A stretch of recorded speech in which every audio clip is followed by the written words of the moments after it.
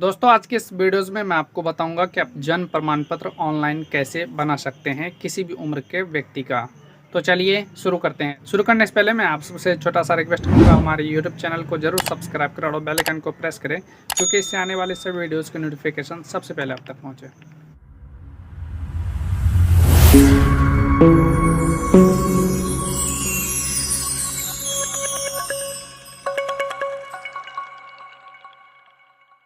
जन्म प्रमाण पत्र ऑनलाइन बनाने के लिए आपको इस पोर्टल पे आ जाना है। इसका लिंक हमने वीडियो के डिस्क्रिप्शन बॉक्स में दे दिया है।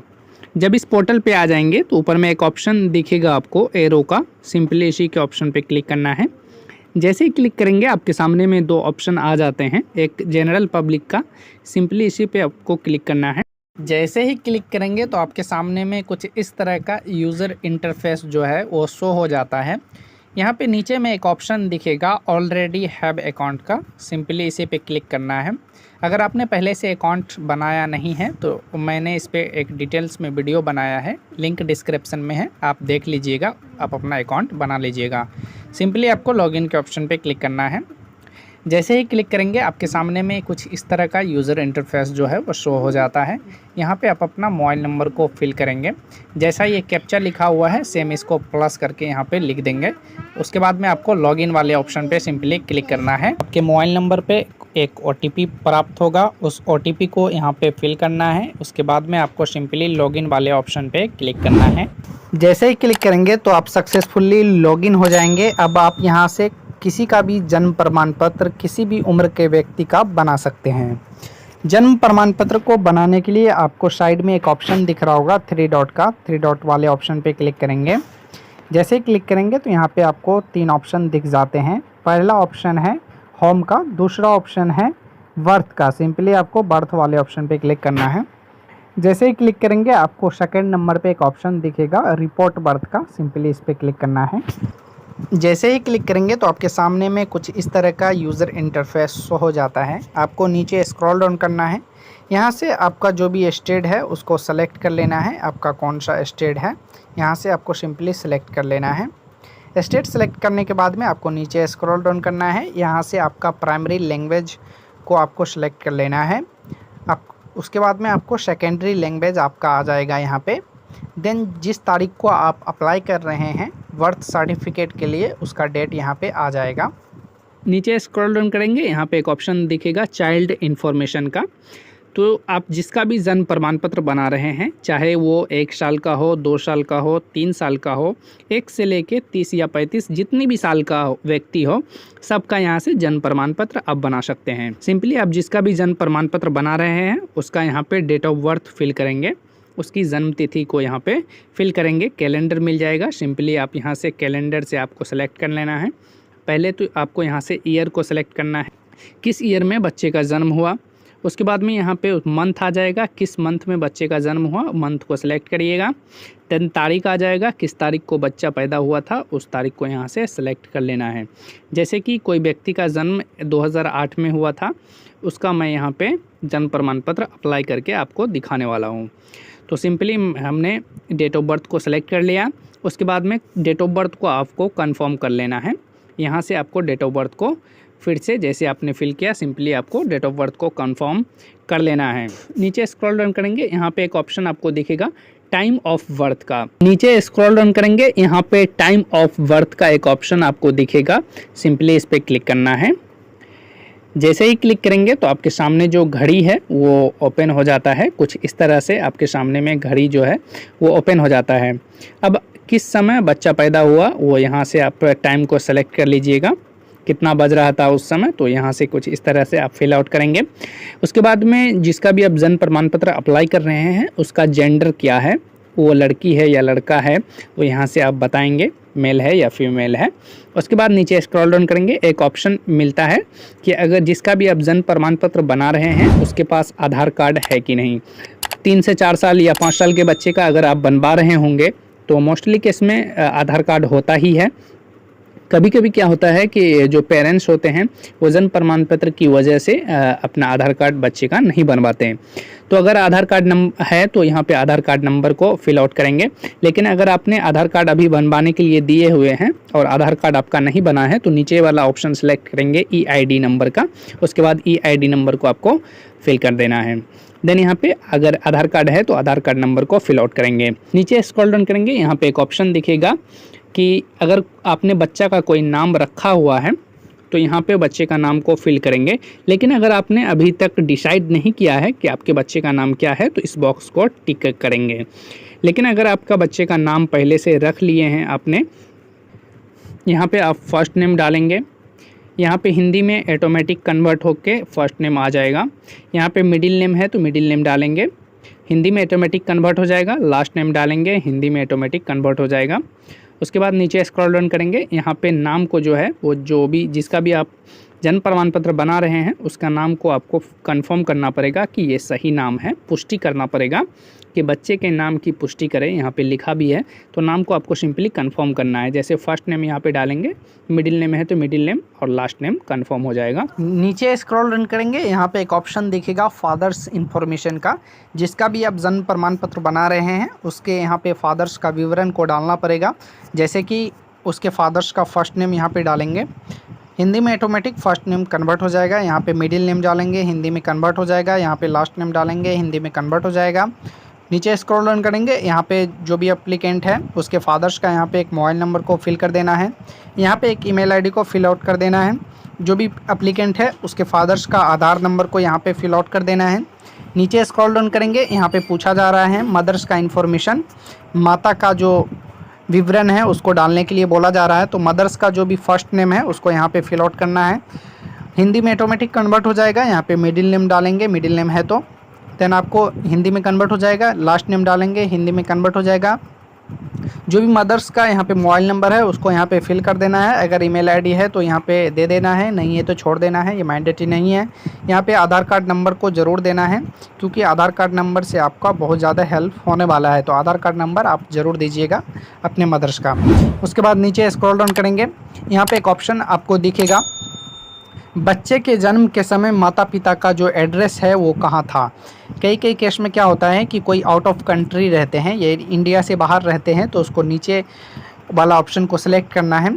लेकिन अगर आप इंडिया में ही रहते हैं तो आपको ऊपर वाला ऑप्शन को सिलेक्ट करना है, इन इंडिया, भारत में। अगर आप भारत से बाहर रहते हैं तो आपको नीचे वाला ऑप्शन को सिलेक्ट करना है। देन आपको उसके बाद में आपका जो भी स्टेट है उसको यहाँ से सिलेक्ट कर लेना है, आपका कौन सा स्टेट है, किस स्टेट में रहते हैं। उसके बाद में यहाँ से आपका जो भी डिस्ट्रिक्ट है उसको यहाँ से सेलेक्ट कर लेना है, आपका कौन सा डिस्ट्रिक्ट है। उसके बाद में यहाँ से आप जो सब डिस्ट्रिक्ट है आपका, सब डिस्ट्रिक्ट को यहाँ से सेलेक्ट करेंगे, आपका कौन सा सब डिस्ट्रिक्ट है। सब डिस्ट्रिक्ट सेलेक्ट करने के बाद में आपको विलेज को सिलेक्ट करना है, आपका कौन सा, आप विलेज में रहते हैं या शहर में रहते हैं। सब डिस्ट्रिक्ट सेलेक्ट करने के बाद में आपको नीचे स्क्रॉल डाउन करना है, यहाँ पे एक ऑप्शन दिखेगा आपको विलेज टाउन ग्राम का, तो इसको क्लिक करना है। आप इसमें से बताएंगे कि आप शहर में रहते हैं या आप विलेज में रहते हैं, तो यहाँ से आप अपने अकॉर्डिंग सेलेक्ट करिएगा। नीचे स्क्रॉल डाउन करेंगे, यहाँ पे आपको पूछा जाएगा आपका जो गांव है उसका नाम क्या है, तो यहाँ पे लिस्ट मिल जाता है। इसमें आप अपने गांव का नाम को बहुत ही इजीली से फाइंड कर सकते हैं। यहाँ से आप अपना गांव का नाम को सिलेक्ट कर लीजिएगा। नीचे स्क्रॉल डाउन करेंगे, यहाँ पे आप अपना जो भी आपका पिन कोड है उसको यहाँ पे फिल आउट कर देना है। उसके बाद में यहाँ पे बिल्डिंग नेम को डाल देना है। बिल्डिंग नेम में आप अपने फादर्स का नाम भी डाल सकते हैं, हिंदी में कन्वर्ट हो जाएगा। अगर आपके पास हाउस नंबर है तो यहाँ पे डाल दीजिएगा। उसके बाद में स्ट्रीट नेम यहाँ पे डाल दीजिएगा, सड़क या गली का नाम यहाँ पे डालेंगे। लोकेलिटी डालेंगे, यानी आप पोस्ट ऑफिस का नाम भी डाल सकते हैं या फिर मोहल्ले का। नीचे स्क्रॉल डाउन करेंगे, यहाँ पे एक ऑप्शन दिखेगा माता पिता का अस्थायी पता क्या है। तो अगर माता पिता का अस्थायी पता सेम है जो आपने फिल किया वो अस्थायी पता ही है तो आपको यस पे क्लिक करना है। लेकिन अगर अस्थायी पता अलग है, करेंट एड्रेस और परमानेंट एड्रेस अलग अलग है, तो आपको नो वाले ऑप्शन पे क्लिक करना है और उसकी डिटेल्स को फिल करना है। हमारे केस में दोनों एड्रेस सेम ही है तो हम यहाँ पे यस वाले ऑप्शन पे क्लिक किए हैं। उसके बाद में नीचे स्क्रॉल डाउन करेंगे, यहाँ पे एक ऑप्शन आपको दिखेगा प्लेस ऑफ बर्थ का, यानी कि जिस समय बच्चे का जन्म हुआ वो कहाँ पे हुआ, वो घर में हुआ या घर से बाहर हुआ। तो यहाँ से आप बताएंगे कि बच्चे का जन्म कहाँ हुआ। तो सिंपली यहाँ से घर में हुआ है तो हम यहाँ पे हाउस को सिलेक्ट करते हैं। देन आपको नीचे स्क्रॉल डाउन करना है, सारा जो डिटेल्स है वो आपका टिक करने के बाद में आपका सेम हो जाता है। उसके बाद में आपको सिंपली नीचे स्क्रॉल डाउन करेंगे, यहाँ पे एक ऑप्शन दिखेगा आपको सेव का, सेव वाले ऑप्शन पे क्लिक करेंगे तो आपकी डिटेल्स जो है कुछ इस तरह से आपका डिटेल्स जो है सेव हो जाएगा कुछ इस प्रकार से। उसके बाद में आपको सिंपली नेक्स्ट वाले ऑप्शन पे क्लिक करना है तो आपके सामने कुछ इस तरह का यूज़र इंटरफेस जो है वो शो हो जाता है। उसके बाद आपको नीचे स्क्रॉल डाउन करना है, यहाँ पे एक ऑप्शन दिखेगा आपको बच्चे के जन्म के समय माता पिता का जो पता है आपने जो फिल किया है वो अगर सेम है तो यहाँ पे कह रहा है कि आपको टिक के ऑप्शन पे क्लिक करेंगे तो ये कॉपी हो जाएगा और सेम एड्रेस यहाँ पे फिल हो जाएगा। तो हमारे केस में सेम है तो हम यहाँ पे टिक कर देते हैं। टिक करने के बाद में आपका जो एड्रेस है वो यहाँ पे सेम हो जाएगा। उसके बाद में नीचे स्क्रॉल डाउन करेंगे, यहाँ पे फादर्स का इन्फॉर्मेशन पूछा जा रहा है तो जो भी फादर्स का रिलीजन है यहाँ से आप अपने पिताजी का रिलीजन सेलेक्ट करेंगे, हिंदू है, मुस्लिम है, क्रिश्चियन है, सिख है, जो भी है यहाँ से आप कैटेगरी को सिलेक्ट करेंगे, धर्म को। उसके बाद में यहाँ पे पूछा जा रहा है फादर्स का एजुकेशन लेवल क्या है, यानी आपके फादर्स जो हैं वो पढ़े लिखे कितना है। तो यहाँ पे आप सेलेक्ट करेंगे आप अपने अकॉर्डिंग। यहाँ से हम 12th स्टैंडर्ड पास है तो हम 12th को सिलेक्ट कर लेते हैं। पूछा जा रहा है कि फादर्स का ऑक्यूपेशन क्या है, यानी आपके पिताजी काम क्या करते हैं, यहाँ पे पूछा जा रहा है। अगर एग्रीकल्चर लेबर है तो यहाँ पे बताएंगे, अगर फार्मर है तो यहाँ पे बताएंगे। जिस भी प्रकार के काम करते हैं उसको यहाँ से आपको सेलेक्ट करना है तो हम यहाँ से सेलेक्ट कर लेते हैं अपने अकॉर्डिंग। नीचे स्क्रॉल डाउन करेंगे, यहाँ पे मदर इन्फॉर्मेशन पूछा जा रहा है कि आपकी मदर जो है वो किस रिलीजन की है, तो यहाँ से आप सेलेक्ट करेंगे किस भी रिलीजन की है। उसके बाद में आपको नीचे स्क्रॉल डाउन करना है, यहाँ पे आपको पूछा जा रहा है मदर्स का एजुकेशन लेवल क्या है, यानी मदर जो है वो कितनी पढ़ी लिखी हैं, तो आप यहाँ से सेलेक्ट करेंगे। अगर पढ़ी लिखी नहीं है तो यहाँ पे नो पे क्लिक करना है, पता नहीं पे। लेकिन अगर पढ़ी लिखी है तो आप यहाँ से सेलेक्ट करेंगे कितने पढ़ी लिखी है, तो यहाँ से सेलेक्ट करेंगे। तो उसके बाद में पूछा जा रहा है कि यहाँ पे आपका जो मदर्स है वो काम क्या करती हैं, ऑक्यूपेशन पूछा जा रहा है तो आप यहाँ से बताएंगे।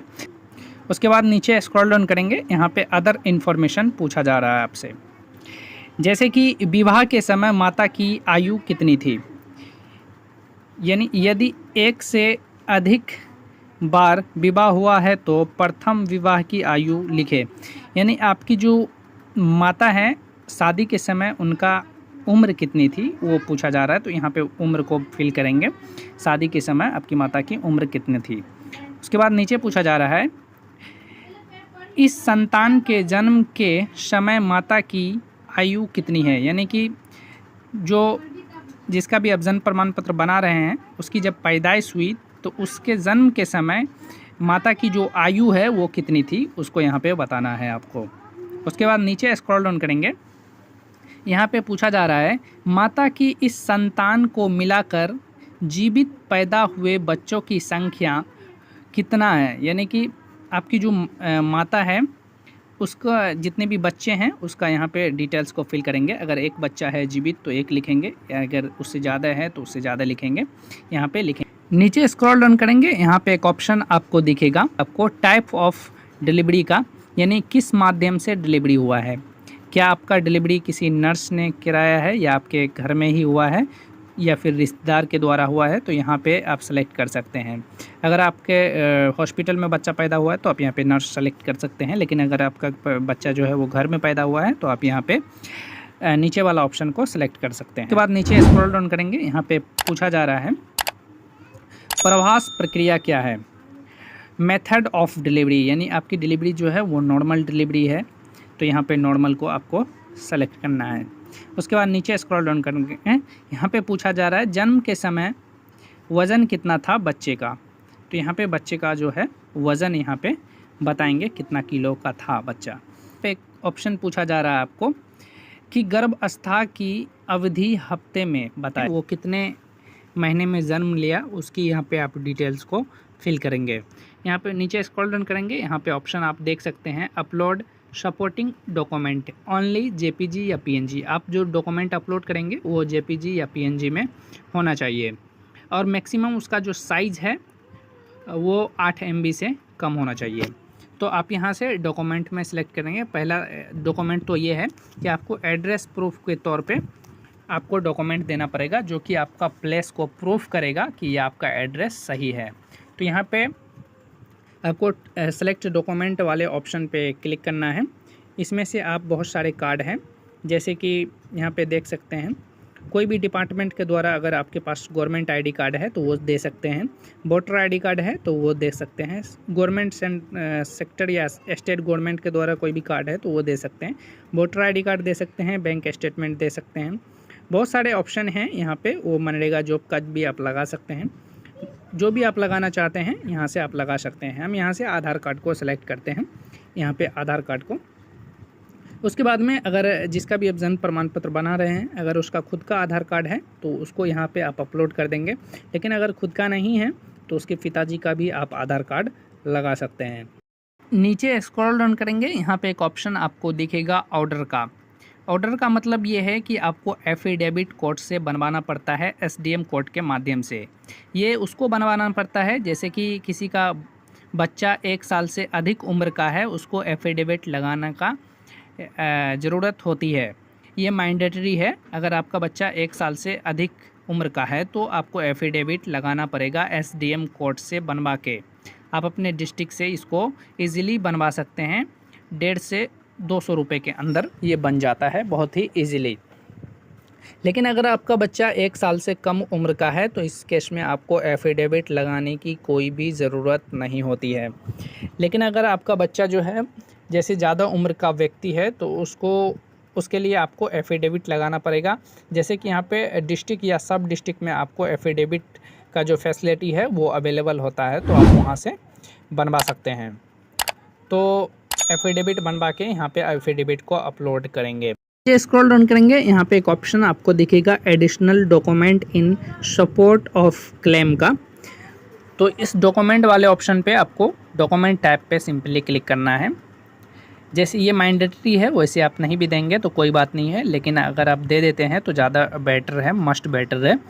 तो इसमें आप देख सकते हैं, अगर आपके पास डॉक्यूमेंट है जैसे कि पैन कार्ड है तो आप पैन कार्ड लगा सकते हैं। अगर आपके पास पैन कार्ड नहीं है तो कोई भी फिजिकल अगर आपके पास डॉक्यूमेंट है वो दे सकते हैं। जैसे कि यहाँ पे नाम भी दिया गया है, CGHS कार्ड है, वो भी अगर आपके पास है तो दे सकते हैं। नहीं तो अदर पे क्लिक करके आप आधार कार्ड को भी यहाँ पे जो भी आपके पास कार्ड है उसको भी अपलोड कर सकते हैं।